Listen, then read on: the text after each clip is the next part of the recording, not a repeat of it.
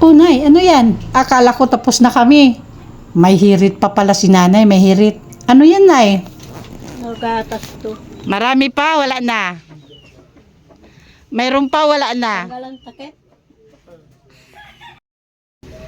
Ayan, mga Nay, wala na daw siyang gatas. Oh, yun na lang daw yung gatas niya. Oh, may hawak na siyang kapi. Ibawal sa kay Nanay yung kapi. Oh, wala na daw siyang gatas. Pati lalagyan ng asukal, wala na daw. Oh, wala na. Oh, kitang-kita naman, wala eh. Oh. Wala, sukal, wala. Good morning po sa ating lahat. Subscribe po natin, Ednat Mundor. Kalinga Partners na kami sa Samar, Northern Samar. Ayan, salamat po mga kalinga. Thank you po, Kuya Val. Salamat. Hindi siya basta babae lang, siya'y haligi kahit nag-iisa. Sa mundong magulo, siya ang paalala na may liwanag ba. Edna Condon, huwarang tunay. Sa bawat laban, tasno ang taglay. Tumutulong sa kapwa sa dukhat nangangailangan. Deputy ng grade, sa tapang walang kapantay. Sa bawat video may pusong alay. Kwento ng buhay para sa tunay na gabay. Hindi lang inspirasyon, kundi aksyon. Sa channel niya, damang-damang malasakit at misyon. Ayan, good morning mga Kanaynays and Kalinga Partners. Of course, good morning sa ating founder, Kuya Val Santos Matubang, at Edna Vlogs and Kalinga Prab. And good morning sa lahat. At medyo makulimlim na umaga ng Monday. Papunta po akong misyon mga Kanaynays and gasolina po muna tayo bago tayo dumiretso sa sa paglingaw. Isa lang yung kayang bigas sa ating lubak. So, nandito yung iba. Good morning, Nay Mary Chris. Good morning na Edna. Andito na naman kami. Saan tayo ngayon, Nay Mary Chris? Dito sa aking recommend na senior na nag-iis lang po sa bahay. Oh, okay. 70 years old? 74. 74 years old. O yan yung unahin namin dito ni Mary Chris, ni Nanay Mary Chris para mabisita. Samahan nyo kami mga Kanaynays.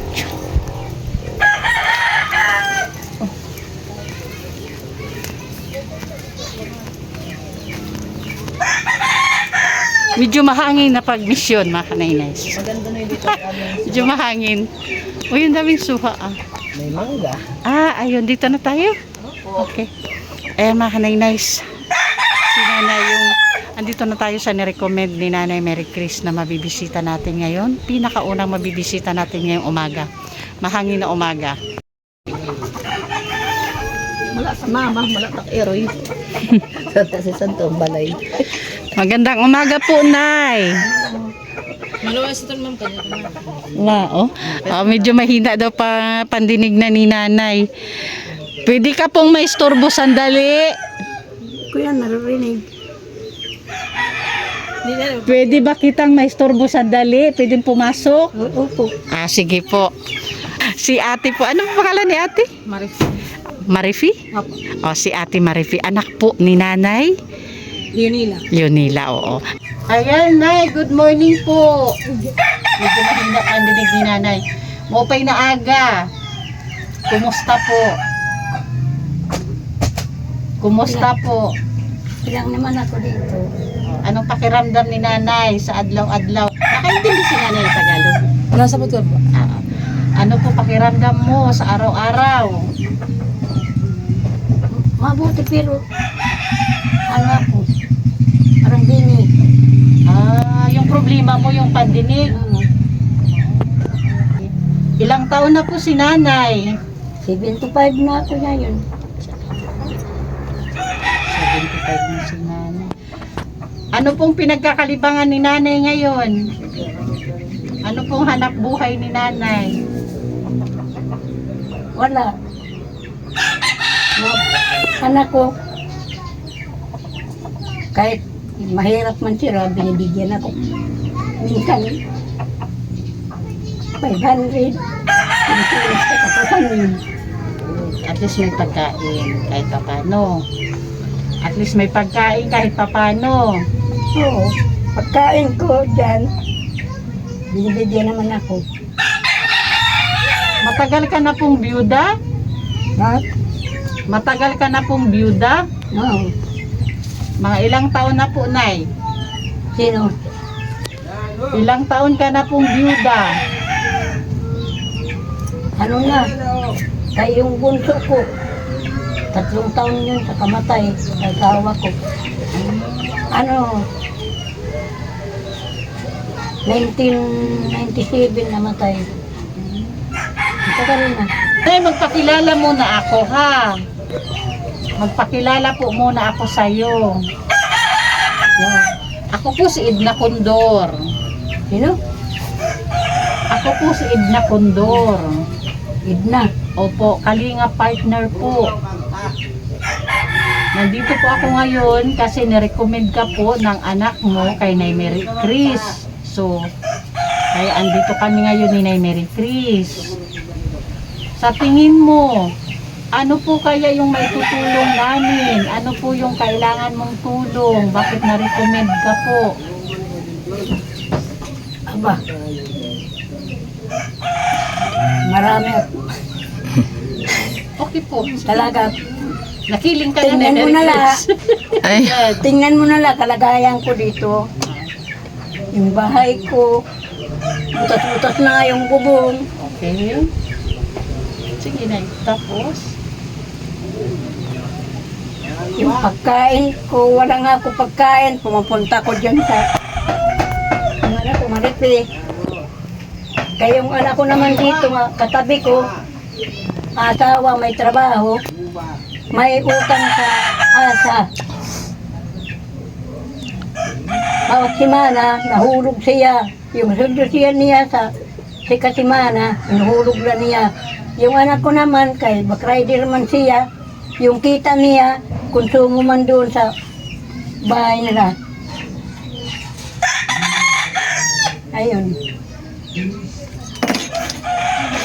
So, ibig mong sabihin, problema mo din, kailangan mo din ng tulong sa pang-araw-araw mo na pagkain, panggastos?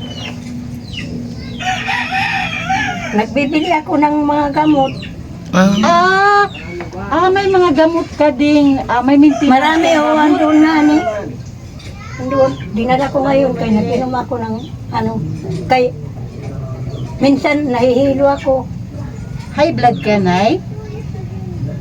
Di naman High ako, blood ka po? di naman ako as in nga high blood kay yung dugo ko pag nagbibipi ako, umabot lang ng 150, ganyan. Tapos, dami kong ininom magamot kay may ako sa pagpatikap ko, may ako cholesterol sa UTI. Yung kasing-kasing yung puso ko na babalot daw sa taba ko noon. Kaya 1 taon na ginamot ako eh. So, yung Dami ininom kong mo, binibili nga gamot. Bawat, kay 10 bawat bili ko. Ilan gamot yun? Kay pag bumibili ko, pag nauubos yun, mahigit 1,000. Ayun. ibig mong sabihin, Nay, pag bibilhin lahat yung gamot mo buwan-buwan, nagkakahalaga ng 1,000 pesos. Pag lahat bibilhin. Kulang yan sa isang buwan na 1,000. Kulang. So, tanungin lang kita, Nay. Kung mayroon pong magbibigay ng tulong, ano po yung tulong na mas kailangan mo talaga sa ngayon? Hindi ko lahat narinig. Kung may tutulong sa'yo, ano sa tingin mo yung pinakakailangan mong tulong? Yun nga, Gamot? mga gamot, Mga gamot? mga gamot. Mga kanay-nays, hindi ko sinisigawan si nanay, ha? Mahina na kasi pandinig ni nanay. So, kailangan dito ako sa medyo may tenga niya, tapos Noon. medyo lakas mo. Noon, nagkasakit din ako. Ganyan yung ulo ko. Tapos, yung tainga ko nga, hindi ako nakakarinig. Dinala ako doon sa anak ko sa Katarman. Oo. nagamot yun.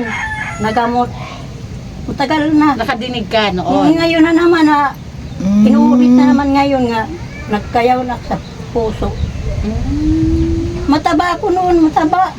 Pumayat Sabi ka nga na sa akin sa mga anak ko, mga apo ko, nanay, namamanas ka daw. Ayun nga, nag-check up pa kay sabi, namamanas ako. Ngayon, di naman nagpamanas, taba daw. Nakita ko sa kay nanay, medyo moon face siya. May pagka-moon face siya. Tapos yung kumata, talaga yan lumuluha. Naglilinuha ako ito. May ako sa laming. Tinanggal ko kay inano ako sa mga libangan ko doon, mga tanim-tanim.